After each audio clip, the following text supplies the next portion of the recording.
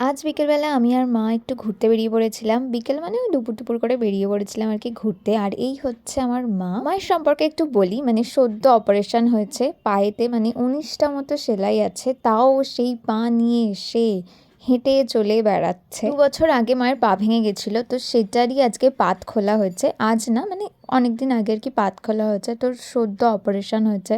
তো যেই ডাক্তার বলেছে যে হ্যাঁ হাঁটা যাবে, অমনি শুরু হয়ে গেছে হাঁটাহাঁটি। মানে কি পরিমাণের সাহস আর কি পরিমাণের ইচ্ছে শক্তি থাকলে হাঁটতে পারে, আমি শুধু সেটাই ভাবছি। মানে আমি হলে তো পড়েই থাকতাম।